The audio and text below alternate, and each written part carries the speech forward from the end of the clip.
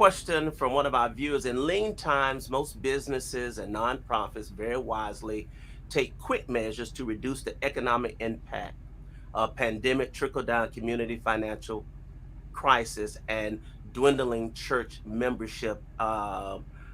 If Bishop, what is your specific plan to innovate and position the church spiritually, socially, and financially to continue another 150 years? Okay, so I hear that question, and I guess I want to challenge that question just a little bit because my understanding of many corporations is that they don't wait till lean times in order to begin to downsize and to look at restructuring.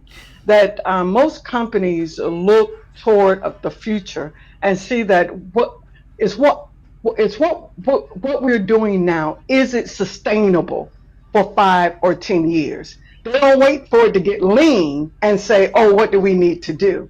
And so, when looking at this, I think that is more like the question we should be asking. We now are in a lean time, but we need to be asking that now, since we are in this time, what is it we need to do to ensure that the next 5 or 10 years are not necessarily lean, and that we've learned our lessons in this pandemic, in this crisis, to ensure that when another crisis arises, because another crisis will arise, that we are more prepared than we were when this pandemic came. And so, in light of that, I think that it becomes imperative for us to look. We like to talk about politicians and the pork in the barrel and all the stuff that is on there.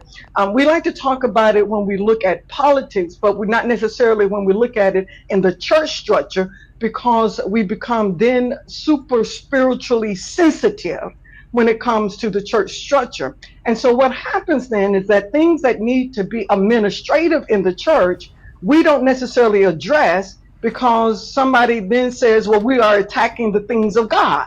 And not understanding that God calls us to be good stewards. When we look at the Old Testament, here it is that God, apparently good stewardship is important, because when we look at Joseph in Egypt, that God allowed Joseph to interpret a dream that, hey, 7 years, you're going to have a good 7 years, but they're going to be 7 years of famine. And so what does that mean? It means then that God understands that strategy is important for our survival.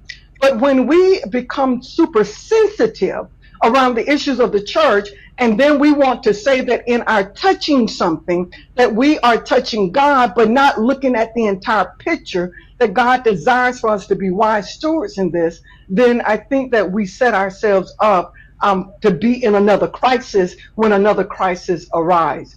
And so I believe that it takes having the right minds at the table who understand business, having the right minds at the table who understand the interactions with people.